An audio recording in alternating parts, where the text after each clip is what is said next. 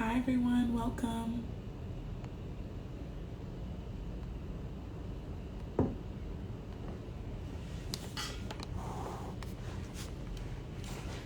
Welcome, and thank y'all so much for joining in for our live today. Good afternoon. My name is Ayele Ba. My pronouns are she, her, hers, and I am the Community Health and Education and Training Coordinator for Whitman-Walker Health. So, during the COVID-19 pandemic, Whitman-Walker's Community Health Department has expanded the outreach efforts to include our social media platforms, including this one. And so we'll cover various topics about HIV, STIs, sexual health practices, access to care, social determinants of health, and public health interventions.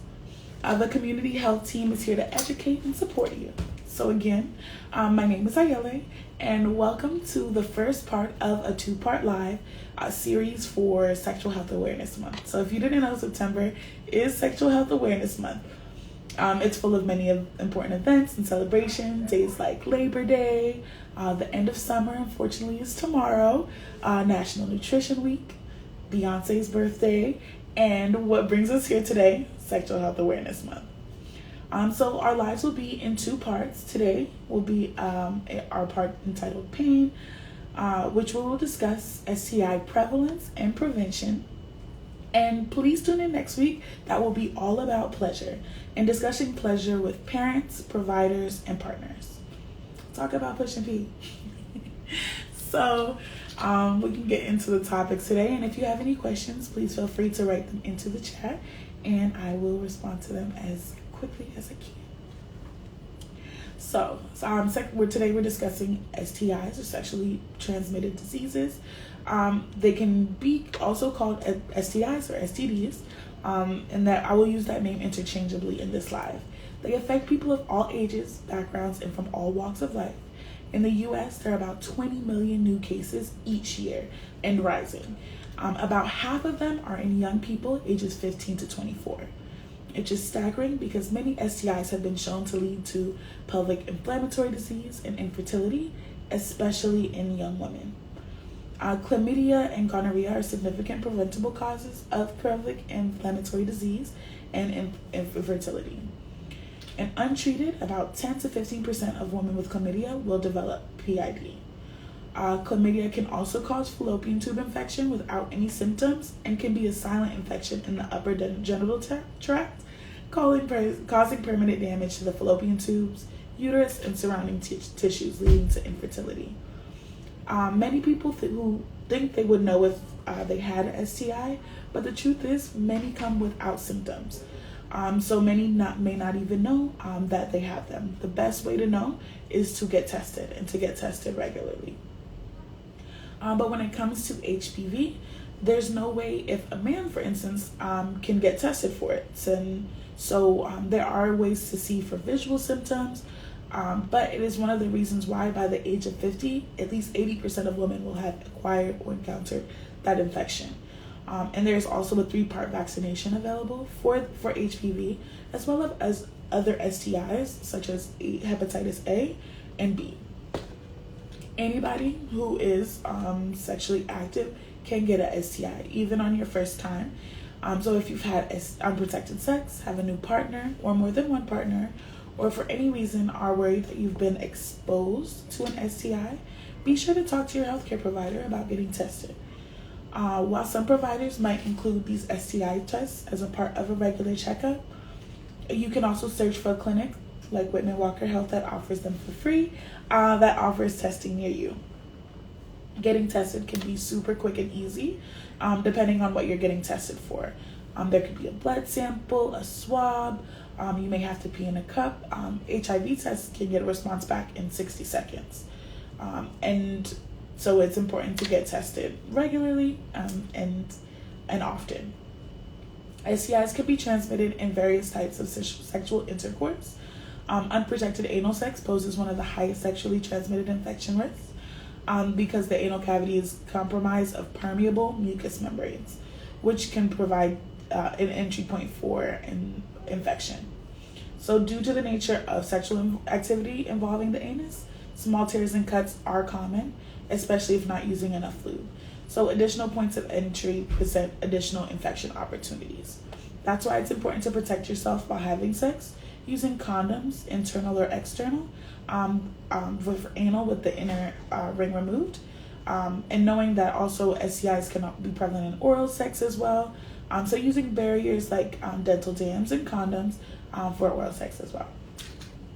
Common STIs that are included on a standard STI panel include chlamydia, gonorrhea, syphilis, and HIV.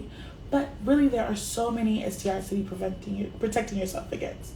Chlamydia is a common and curable infection caused by the bacteria Chlamydia, and it's the most common reportable STI in the U.S. In 2018, there were nearly 1.8 million cases reported, on the rise each year, and more than half of males don't experience symptoms. Chlamydia can be cured with antibiotic treatment, but if left untreated, can lead to complications such as pelvic inflammatory disease and, unfortunately, infertility. Gonorrhea is also caused by a bacteria and is passed on during vaginal, anal, and oral sex, performing or receiving. And many men infected with gonorrhea have symptoms, while most women do not. If it is undiagnosed and untreated, gonorrhea can cause serious health complications. So another STI is syphilis, which is a bacteria infection, and it's passed on when infected lesions come in contact with the soft skin and mucous membranes. So that would be inside of the vagina, urethra, or with an abrasion through vaginal, oral, and anal sex, even without penetration. So there are 4 stages which syphilis progresses, each with their own signs and symptoms, but those stages are called primary, secondary, latent, and tertiary, or late syphilis. While it's curable with antibiotics, complications that may develop in the later stages cannot be reversed with treatment. Unfortunately, they can cause serious damage to the brain, heart, nervous system, and even death. Other STIs that you might not have heard about one is called MJ. First identified in 1980, but thought to be more common than gonorrhea and can increase the chance of contracting HIV. HIV is a human immunodeficiency virus. It causes AIDS. It can be transmitted through blood, sexual fluids, or breast milk of an HIV-infected person. In the United States, nearly 1.1 people are living with HIV, and almost 1 in 5 don't know that they're infected. So getting tested is the first way to find out if you have HIV. And those are not the only STIs. The list goes on to include things like hepatitis, herpes, molluscum, scabies. The list goes on, so there are many STIs to be protecting yourself against. Ways to protect yourself are to use condoms, internal or external, get tested frequently, and to talk openly about your sexual health with your partners. One way to prevent the spread of STIs is getting tested regularly. It's recommended to get tested for chlamydia and gonorrhea at least once yearly for sexually active people. If you're thinking about having a safer sex conversation with your partner, consider role-playing the interaction with a friend or someone that you trust. We're going to go into talking more about these discussions with partners, providers, and parents next week as well. But it's really important to be honest about your needs in the prevention of HTIs and STDs, and the type of sex that you are willing to have. Listen to your partner, hear them out, and to give them a chance to process the feelings as well. So be prepared to take steps in order to protect yourself, and when it comes to STIs as well.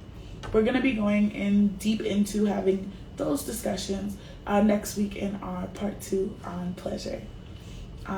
But again, please feel free to, if you have any questions, to put them in the comments of the live as well.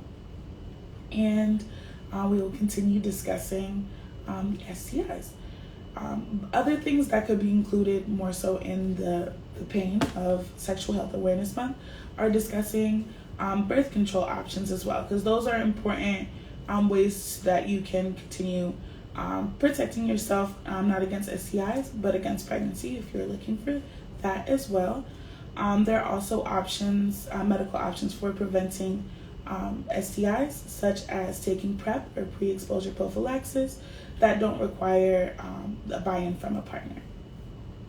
Okay.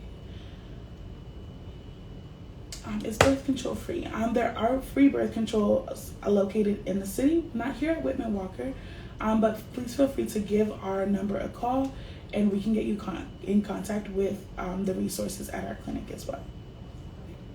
But there are options like long-acting contraceptives, like the implant, depot shot, hormonal and copper IUDs, or even the most permanent sterilization, and then short-term hormonal methods like daily pills, weekly patches, or vaginal rings. And with everything being sexual, with someone carries risks of rejection, unwanted pregnancy, or contracting an STI, or even a simple cold. But it also provides physical and emotional and spiritual benefits. So please join us next week while we discuss pleasure in the second part of our Sexual Health Awareness Month lives. And thank you so much for joining and learning more about Sexual Health Awareness Month. But before we go, I want to give you a few reminders about the COVID-19 and vaccines available here at Whitman-Walker. If you've already gotten vaccinated, congratulations. You've taken a very important step to preventing yourself, your loved ones, and your communities from illness.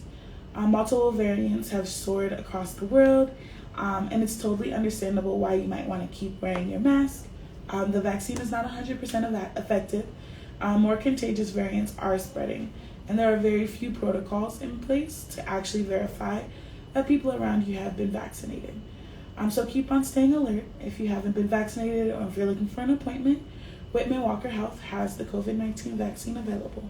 So please reach out to us at 202-207-2480 to make an appointment. Again, that number is 202-207-2480 to make an appointment. And if you're having trouble making an appointment with us, you can find more information on the vaccine and walk-up locations at vaccinate.dc.gov for DC residents, or by calling 1-855-363-0333. So yes, for the newest version as well. And if you're a Maryland resident, you can schedule a vaccination appointment at covidlink.maryland.gov, or by calling 855-634-6829. And if you're a Virginia resident, you can learn more about the Virginia vaccine distribution process and schedule a vaccine appointment at vaccinate.virginia.gov, or by calling 877-829-4682. If you haven't been vaccinated and you're looking for an appointment, please continue to follow CDC guidelines for mask wearing, quarantining, social distancing, and the like. It's very important that you consider getting the vaccine, discussing COVID precautionary measures with those around you, and be mindful of masks and keep your distance, but especially when you don't know whether a person's been vaccinated or not. And also according to the CDC, there are more than 22,000 cases of monkeypox documented in the U.S. In the D.C. area, you can pre-register for a monkeypox vaccine appointment at dchealth.dc.gov/page/monkeypox. You can also pre-register in Virginia as well, and they're working with local care providers to contact trace and identify those who are most in need of the vaccine. Varying counties in Maryland are allowing you to pre-register, and the Maryland Health Department just released a pre-registration system. Please visit your state's local health department for more information on how to register and get vaccinated against monkeypox. And as in DC, as of Friday, August 5th, walk-up vaccinations are now available from noon to 8 on Fridays, or on Fridays from noon to 8 until supplies last. At the DC Health Monkeypox Vaccination Clinics, located at 3640 Martin Luther King Jr. Avenue Southeast in Ward 8, at 7530 Georgia Avenue Northwest, Ward 4, and at 1900 I Street Northwest, Ward 2. Walk-up vaccinations will also be provided on a first-come, first-served basis to those who have not already received them. You are currently eligible to be vaccinated in DC if you are a DC resident, 18 years of age or older, and all people of any sexual orientation or gender who have had multiple sexual partners in the past 2 weeks, including those currently considered the highest risk, gay, bisexual, and other men who have sex with men, transgender men and transgender women, or sex workers of any sexual orientation or gender, or staff of any sexual orientation or gender at establishments where sexual activity occurs, such as bathhouses, saunas, sex clubs. So please remember to follow us on Facebook, IG, and Twitter at all of our pages for Whitman-Walker, checking out our website, www.whitman-walker.org, and those will provide the most updated information on our services. And for more COVID-19 resources and general Whitman-Walker services, please call us at 202-797-4439. Please continue following Real Talk DC and No Filter DC for more exciting lives such as this. Join us next week as we discuss pleasure for Sexual Health Awareness Month. And thank you all so much for joining and for the wonderful questions as well. Hope you have a wonderful, wonderful day and enjoy the last day of summer. Have a great one. Bye.